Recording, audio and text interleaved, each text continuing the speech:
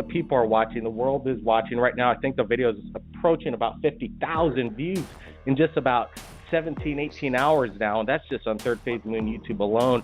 It's blowing up. The world is waking up. We're not alone. What it is, we're not exactly sure. People are saying it's maybe some kind of a smear on the window within the IS, or maybe reflectors off a reflection of the solar panels from the ISS. But in my opinion, it's neither. I'm not sure what it is. A biological something is going down over planet Earth. This was captured in Sweden, and we wanted to thank the person that shot that. I'm going to be looking that up on my email to give credit where credit's due. That was an amazing submission from last night. Her name was Emily, and that's all she gave. But we have that photograph. It's going around the world. Everybody share it with your friends. People need to wake up that things are going down, and NASA is sometimes making mistakes.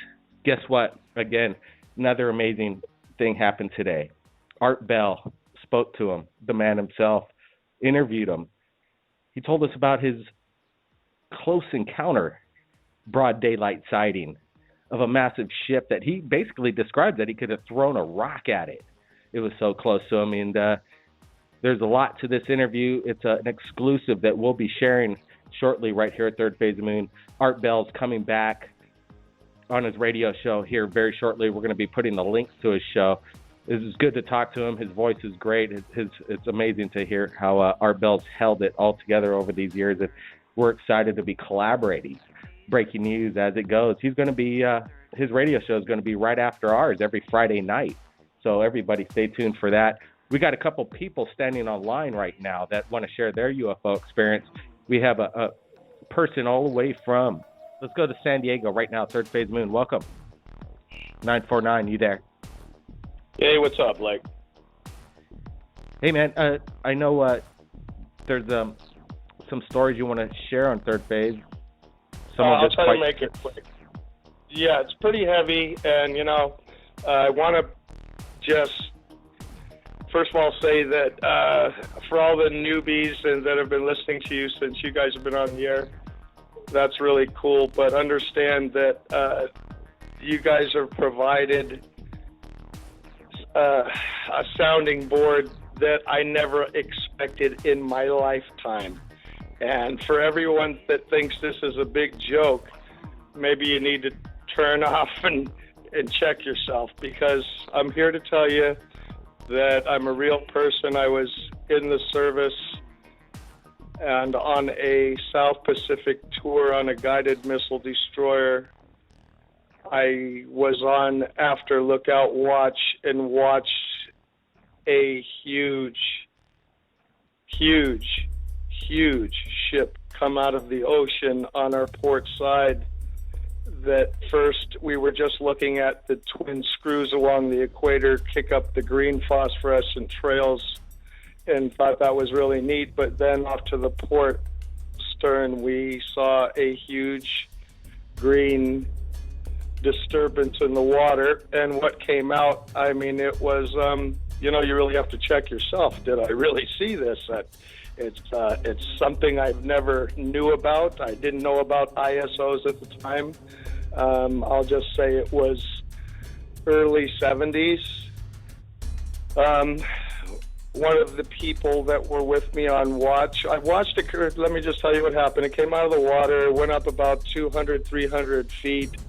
At that time, the only thing I was trying to look for relevance as far as size to compare it to something, and all I could say is it would have fit over the top of the LA Coliseum like a teapot lid on a teapot kettle perfectly, which means it had to be 300 to 400 yards. And the really trippy part was it sat with its left side, as I'm looking at it, towards the port side of the ship, which is the left side for everybody that doesn't know, and the stern is the back. It sat at a slight angle, so where the left side would have been at about 8 o'clock, and to the side to the front of the ship would have been at about 1 o'clock. So it was just at a slight angle.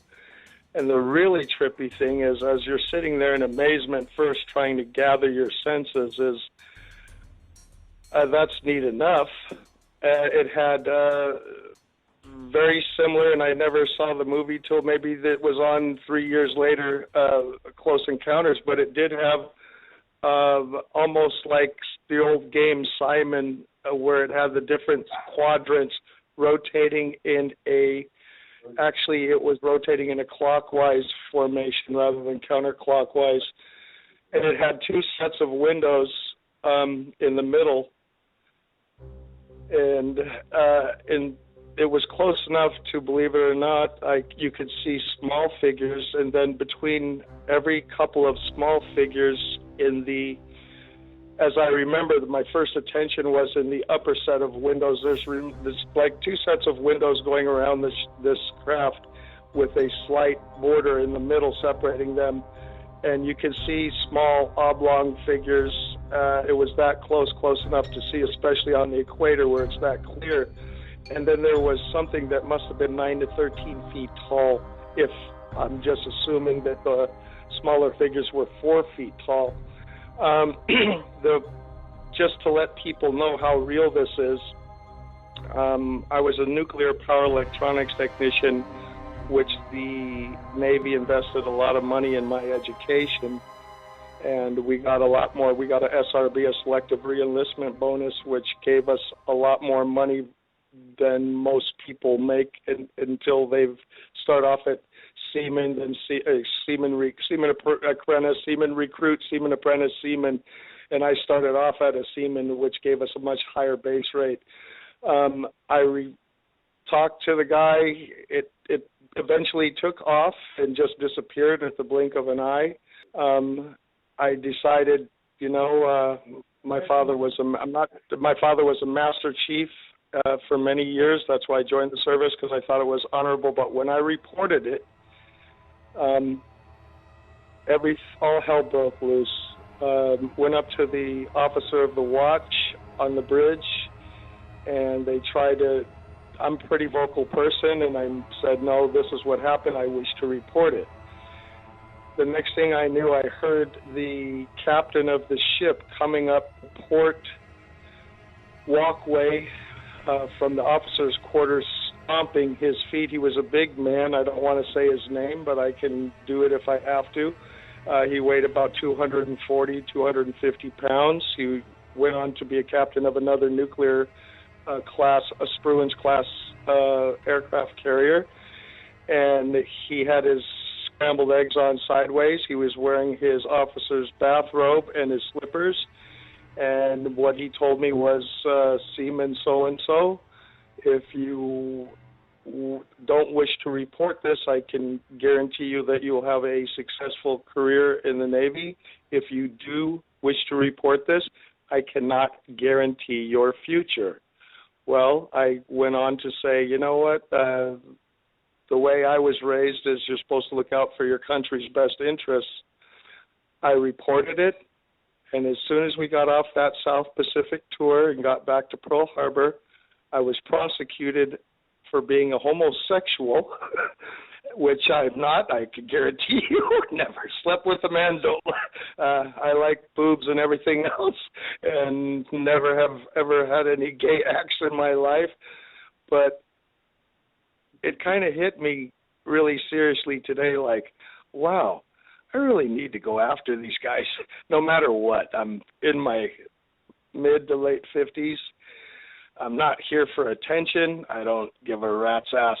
I wish people would believe this, because it is true, and I would never. It took me a long time, and I've known you for quite a long time, Blake, and I just never had the balls, or I guess, as you get older, you just say, F it. People need to know. I don't like people that call in and seemingly BS a little bit, and I don't like that, because that doesn't do this study of reality any justice. But I can guarantee you, if they were willing to give me a general discharge in less than honorable conditions, being the son of a master chief and paying so much for my education and prosecuting me out of the service for being something that I wasn't, you really got to wonder, really trying to hide, and how deep does it go? Deep. It goes real deep, man. And you know what you just shared right here live to the world. I know we've spoke about what you've just shared with the world, but we've had this conversation privately, and yeah, we've I didn't know, about, Blake, if I was ready to say anything, you know, bro. It's kind of something that you're like, you know, you really got to take a giant leap of faith. Absolutely. You know, and, let me ask you this. I know we're in Los Angeles in April, and we're thinking about maybe driving out there in San Diego and doing an on-site interview. And what I would like is, you know, it's been over 30 years since this massive encounter that you lost your basically career in the Navy because of it. Have you tried to get in contact with any fellow mates that yeah, well, you know, that's a good point, because I was actually going to say that, but speaking with you many times before off the record, I wanted to kind of keep it concise, but one of the things I did want to mention is, you know, afterwards I'm a pretty outgoing person, and I've met people that were in the service, and funny thing is, when you get discharged under less than honorable conditions, even though only thing you've done is what you swore your hand on the Bible to do, is to defend this country. And a lot of people have seen the same thing. But how effective is the system to keep people from telling the truth with the threat of losing your career, humiliation, and being basically made a disgrace to anyone that knows you or your family? Now, remember, let me ask you this: was there you signed contracts when you joined the military, and some of them are non-disclosure classification? I had a top secret clearance. And how long does that last? When can you start going public, naming names, start putting the names down? When can go? You know what? Whenever your conscience allows you to. If you're bound by contracts, no one's going to know anything. It's supposed to be 20 years.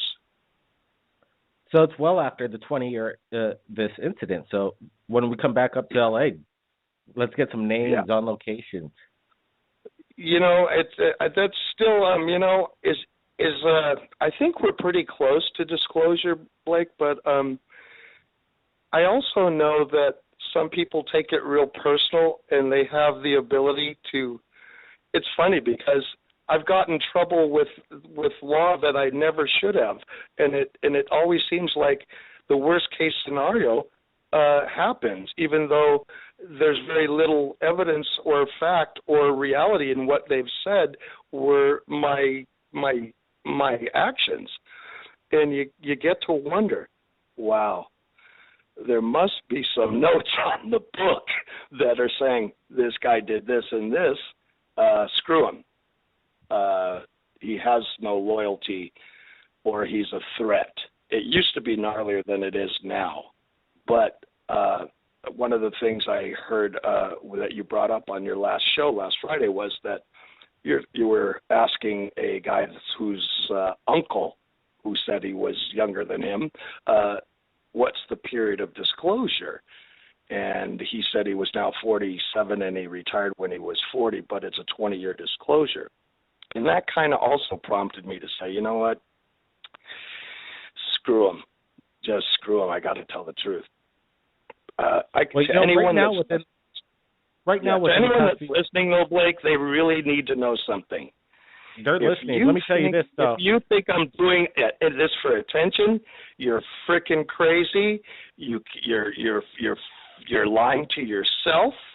It is not a comfortable thing to talk about, and I could give a god rat's butt about what people think. You know, stand by. We're in the middle of the broadcast. We got about 30 minutes left. I want to get some callers. Maybe they have some questions in regards to this matter, and maybe we could collaborate some evidence from some other information and take some reports from around the world. Everybody stand by. Third Phase of the Moon. We'll be right back.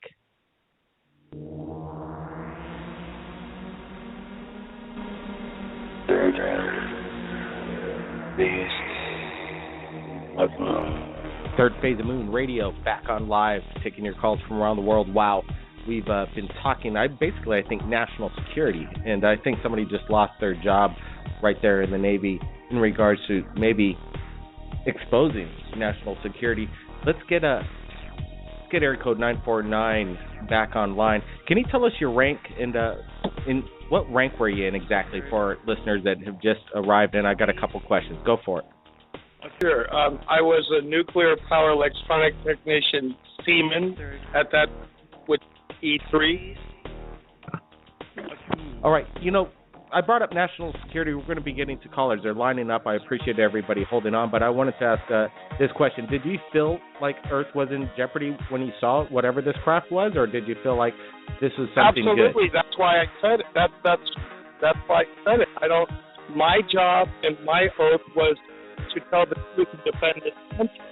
Now, if people that are high-ranking officers don't want me to defend this country, then they never should have given me the verbiage on the contract and what I swore to. So they can all kiss my ass.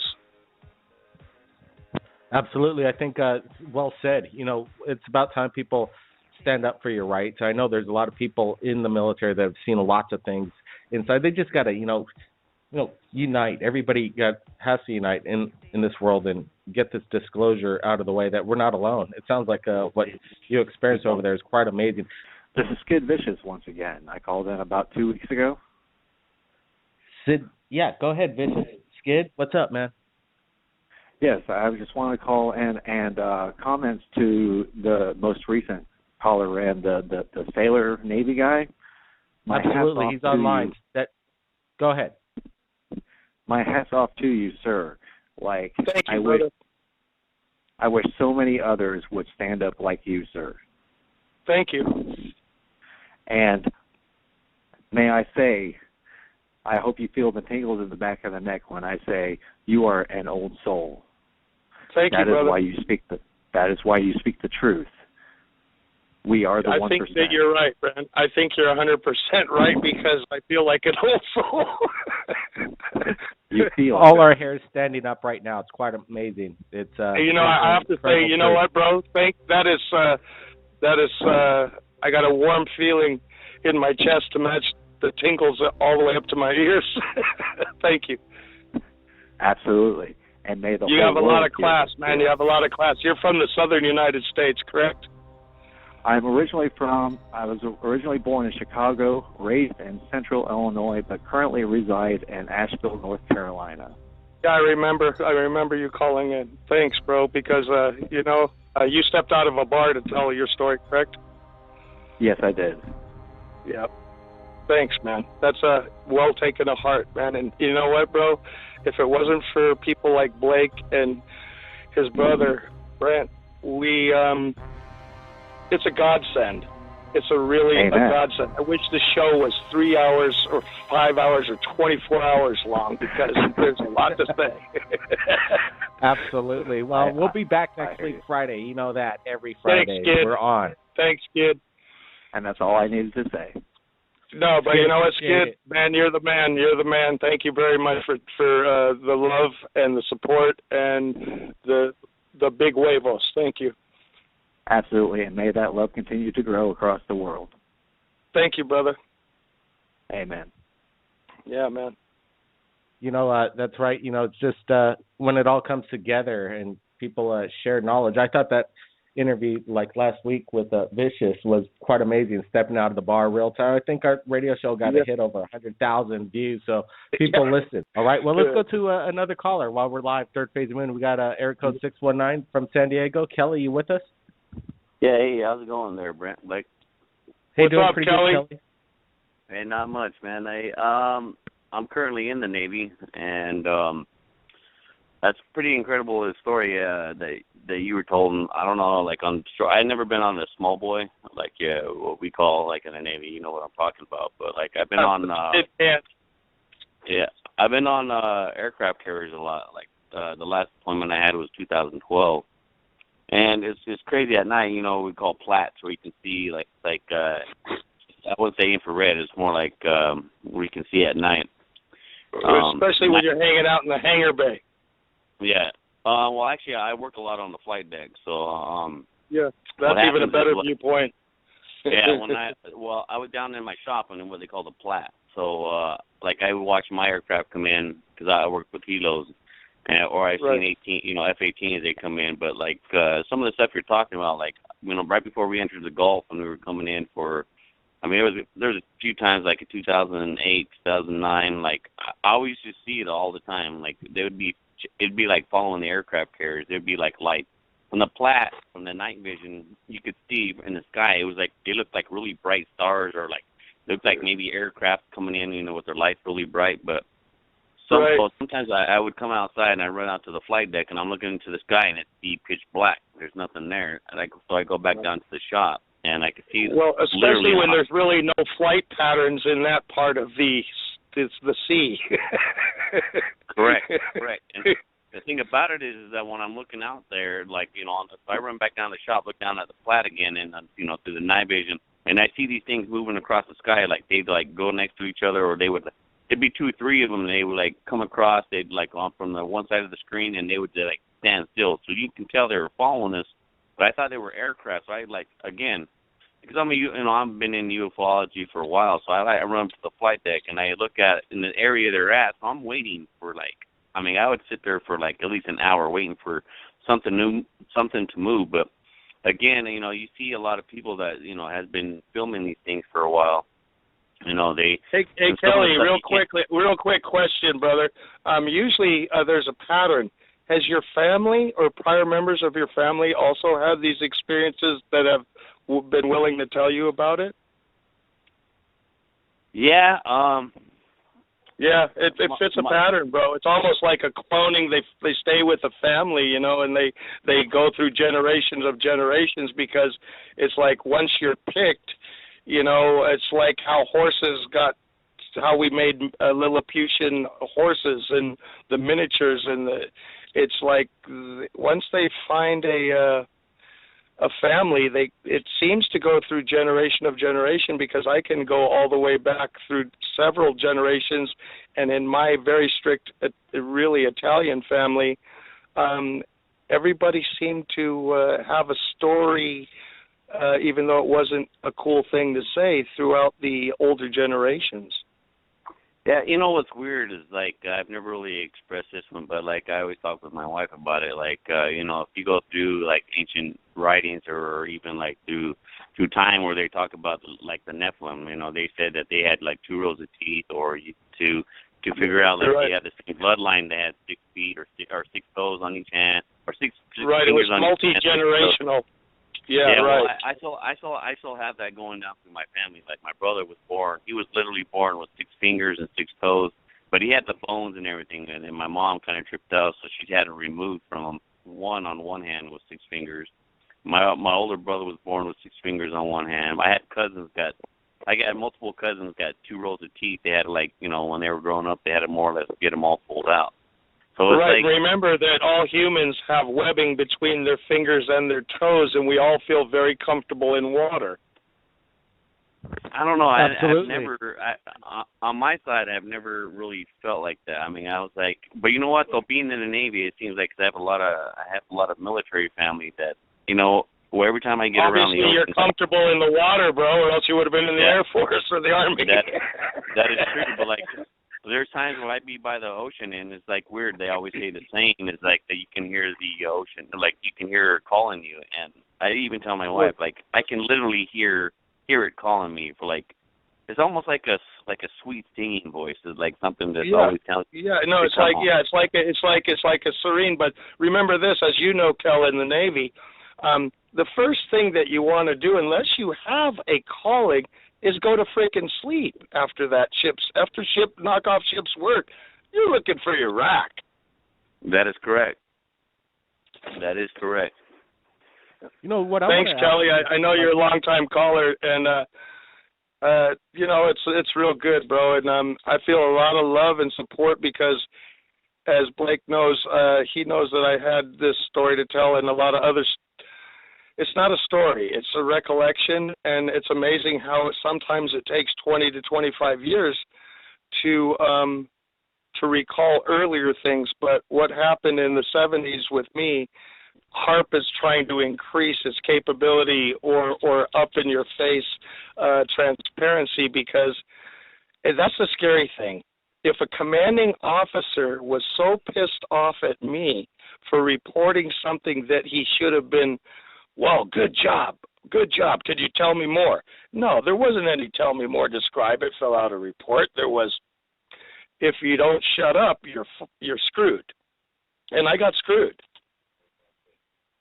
You know, that's what I wanted to get back to, is that moment of the encounter. Right away, were you questioning yourself? Could this be a Russian? No. I know. You know what it was like? It was almost like there was a force trying to make me forget. And fortunately, I'm a Virgo. I was raised with. Do you think it was a planned event? Do you think the military, like the commander, was aware that this was going to go down, or was it something that just went down? No, but I bet you they were on watch, because what I found out is when before that South Pacific Goodwill cruise, we loaded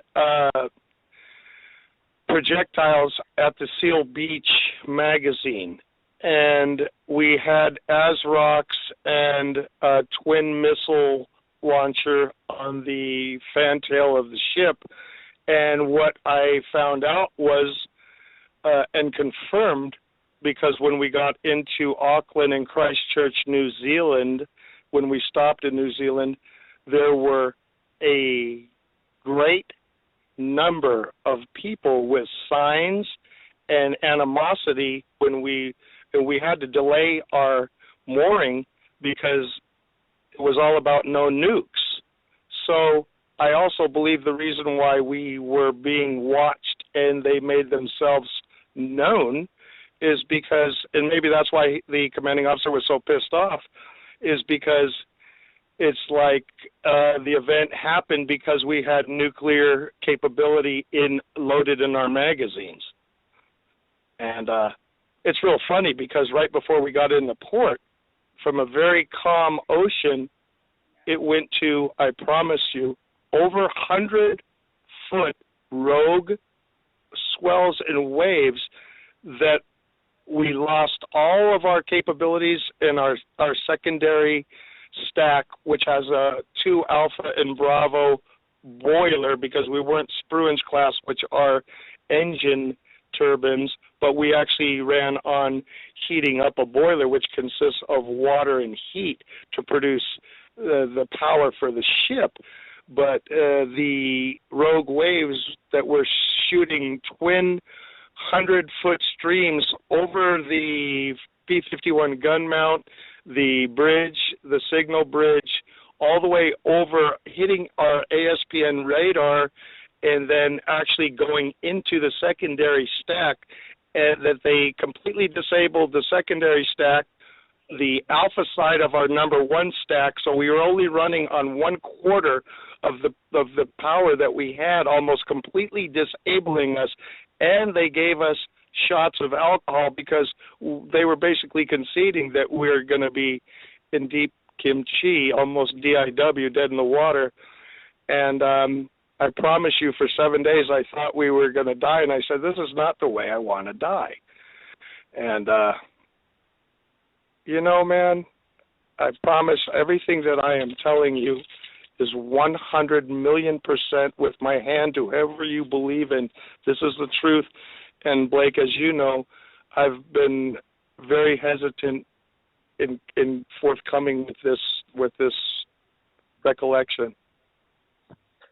Well, I could understand some of the hesitance. You know, we've been in this for quite a while ourselves, and I think the thing is, the best way to do this is share it as fast as possible, because once you get it out, you just can't shut it down, and then boom, you just did it. That's yeah, I feel a lot better. I got to tell you, bro, I feel like kind of a heavy relief from the most inner core of my being. You know, that's all I can say. You know, that's what Third Phase of the Moon's all about. You know, we're going to get to some callers. Maybe some people have some questions for you. Let's go to area code 717. You're live, Third Phase of the Moon. Welcome.